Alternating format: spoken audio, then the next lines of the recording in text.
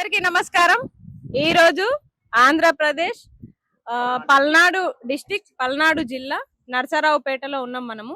వీళ్ళంతా ఏపీ ప్రజలు.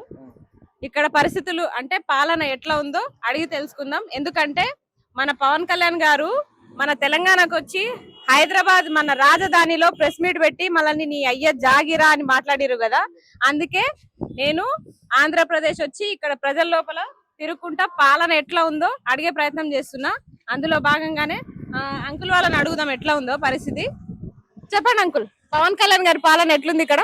ఇక్కడ బాగలేదమ్మా పవన్ కళ్యాణ్ వాళ్ళది. మరి ఆయన ఇక్కడ ఏం చేసిండో తెలియదు, కానీ ఆంధ్రప్రదేశ్ నుంచి తెలంగాణకు వచ్చి అక్కడ కూడా రాజకీయాలు చేస్తా, అక్కడ కూడా పోటీ చేస్తా అని చెప్పేసి మాట్లాడుతున్నారు. ఇక్కడ చేశారండి. ఇక్కడ ఏం గెలిచారు? ఏదో అది ట్రాంపింగ్ చేసి గెలిచిన సీట్లే కదండి. ఏం గెలిచారు? సొంతంగా గెలిచిన ఏం లేదు. ట్రాపింగ్ అంతా ఇప్పుడు ఆయన ఏపీ అంతా ట్రాపింగ్ చేసి గెలిచిన వాళ్ళే. ఇప్పుడు పవన్ కళ్యాణ్ గారు ఆయన సొంతంగా అంటే కూటమితో పొత్తు లేకుండా సొంతంగా నిలబడితే గెలుస్తాడా? ఫస్ట్ లోనే గెలలేదమ్మా, ఇప్పుడేం గెలుస్తాడు? అంతేనా? అంతే కదా. మా తెలంగాణలో నిలబడ్డా ఆయన ఓటమే, కానీ మాకే ఛాలెంజ్ చేస్తున్నాడు అన్నట్టు. ఏం ఛాలెంజ్ చేసినా ఇక్కడే లేదు, అక్కడ ఏముంటుంది? అప్పుడు ఇప్పుడు ఏం లేదు. కూటమి కలిసి ట్రాంపింగ్ చేసి గెలిచారు. మీరు చెప్పండి ఎట్లుంది పాలన ఇక్కడ? పవన్ కళ్యాణ్ గారి గురించి చెప్పండి, ఎందుకంటే ఆయన మా తెలంగాణకు వచ్చి బాగా రెచ్చగొడుతున్నారు అన్నట్టు మా వాళ్ళని బాగా. ఇవన్నీ రెచ్చగొట్టే రాజకీయాలు తప్పితే ఆయన వేరే రాజకీయాలు ఏం చేయడం. ఆయన రెచ్చగొట్టే రాజకీయాలే చేస్తాడు. దాన్ని ఆయన క్యాష్ చేసుకుంటాడు అంతే. అంతకుమించి ఆయనలో పెద్ద అంత చెప్పుకోదగ్గ టాలెంట్ అయితే ఏం లేదు. నెక్స్ట్ టైం కూటమి కలిసి ఉంటే ఏమన్నా గెలిస్తే అవకాశాలు ఉన్నాయి. చీలిపోతే గెలవరు. చీలిపోతే ఒక సీట్ కూడా రాదు. నెక్స్ట్ టైం పవన్ కళ్యాణ్ కూటమి లేకపోతే గెలవలేడు ఆయన. ఆయన ఫస్ట్ లో ఏం చేశాడండి? ఫస్ట్ కూడా లేదు కదా. కూటమి కలిసిన తర్వాత ట్రాపింగ్ చేసి గెలిచారు అందరు కలిసి. ఒంటరిగా పోటీ చేసి గెలిచే అంత సీన్ ఉంటదా? ఒంటరి చేసి లేదు, ఒంటరి చేసి గెలిచే సీన్ లేదు. మరి మీరు చూసే ఉంటారు నా వీడియోస్, ఎందుకంటే కాదు మీరు చూసే ఉంటారు కొన్ని నా వీడియోస్ పవన్ కళ్యాణ్ గురించి మాట్లాడినవి చూసారు కదా. వాటిని చూసి మీకు ఏమనిపిస్తుంది? నేను ఏమైనా కావాలని పవన్ కళ్యాణ్ తిడుతున్నానా, లేకపోతే వాస్తవాలు ఆయన చేసిన మాట ప్రకారమే మీరు అక్కడ మాట్లాడారు తెలంగాణలో. అంతే అంతే.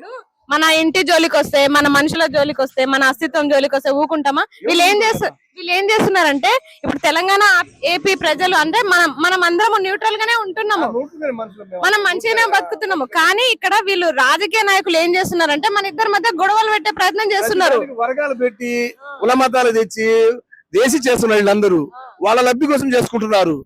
మేము ఒక పార్టీని లేదు, మనం మధ్యలో మనుషులం.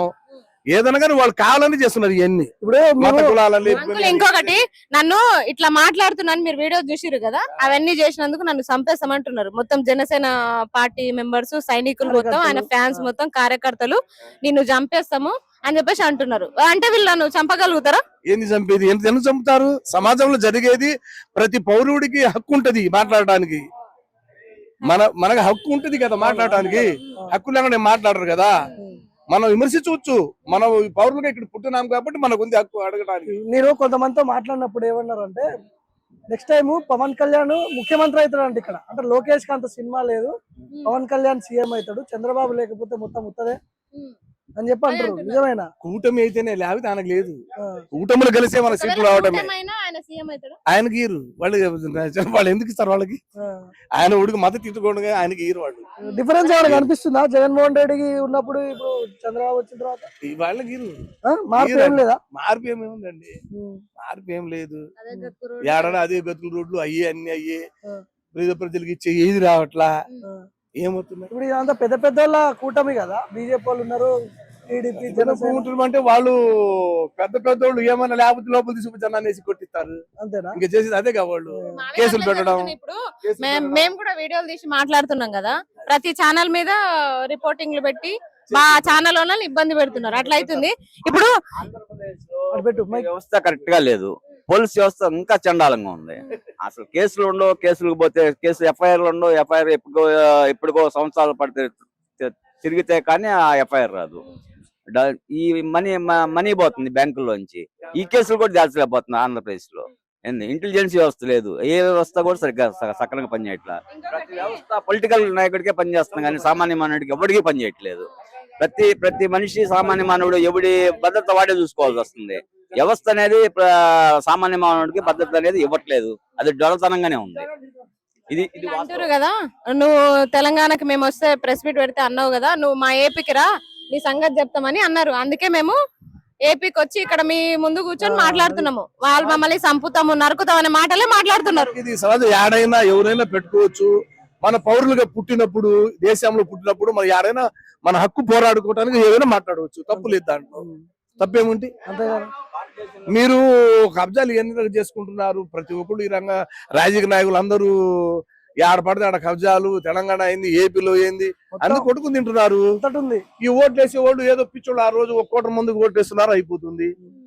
ఏం చేస్తున్నారమ్మా? మార్పు ఏం లేదు.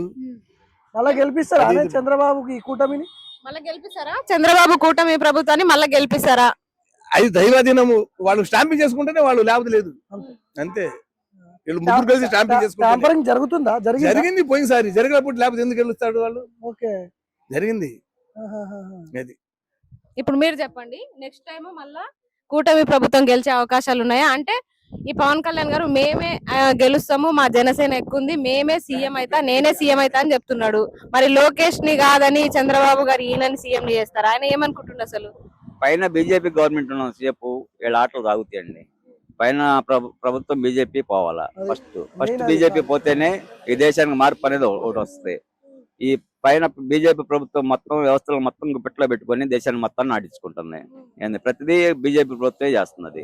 ఈ బీజేపీ ప్రభుత్వం ఒకటే ఇది పోతే కానీ ఇది మార్పు రాదు. మళ్ళీ దానికోసం జనం కూడా ఎదురు చూస్తున్నారు దానికోసమే.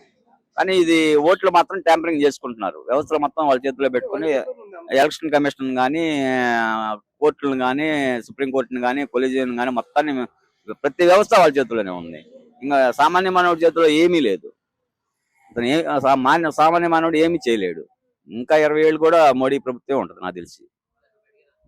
ఎందుకంటే వ్యవస్థలు మొత్తం వాళ్ళ చేతిలో ఉన్నప్పుడు ఇంకా రాహుల్ గాంధీ ఏం చేయలేడు, ఇంకొక గాంధీ వచ్చినా ఏం చేయలేడు.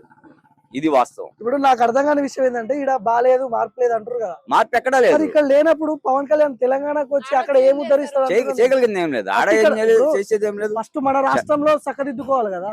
ఫస్ట్ మన రాష్ట్రం. అవును, వాస్తవమే. ఇక్కడ దిద్దిండా ఏం దిద్దిండు? ఎక్కడేసాడు? ఎక్కడేసిన గొంగళి అక్కడే ఉంది. ఎక్కడేసిన గొంగళి అక్కడే ఉంది. మాకు నర్సరావుపేటలో ఈ రోజు వరకు మార్పు అనేది కనపడలా. ఎక్కడ ఒక వాటర్ ట్యాంక్ కట్టింది లేదు, ఎక్కడ ఒక రోడ్డు వేసింది లేదు, ఒక కాలువ కట్టింది లేదు, ఏం లేదు. ఇంకా మార్పు ఇంట్లో దీపం పెట్టిన వాళ్ళు బయట లైట్ వేసినట్టుంది కథ ఇది. ఇంట్లో చక్కగా ఆంధ్రప్రదేశ్ లో మాత్రం సమస్యలు ఎట్లా ఉన్నాయో అట్లనే ఉన్నాయి.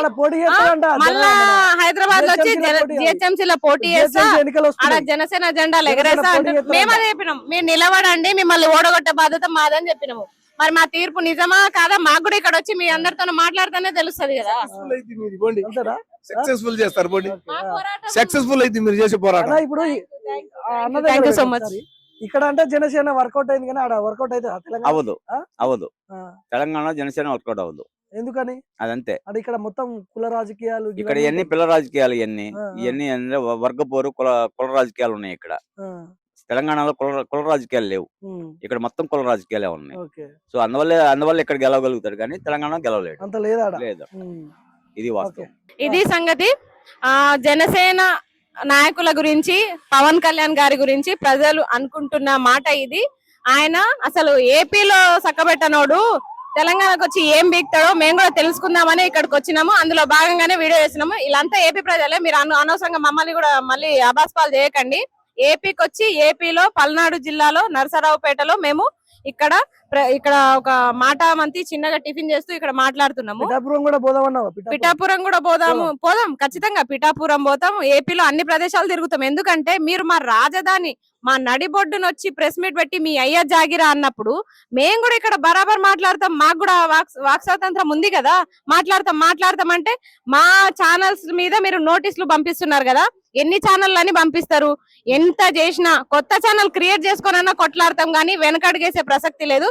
పవన్ కళ్యాణ్ గారు, తమ్ముడు పవన్ కళ్యాణ్, మళ్ళా కూడా చెప్తున్నా, మీరు ఎంత చేసినా, మీరు ఎంత ఓవర్ యాక్షన్ చేసినా, మీరు జెండాలు పట్టుకొని తిరిగి మీ పెట్రోల్ బొక్క గాని మీరు మాత్రం తెలంగాణలో జనసేన జెండా ఎగరవేసే ప్రసక్తే లేదు. ఎగరనీయం కూడా.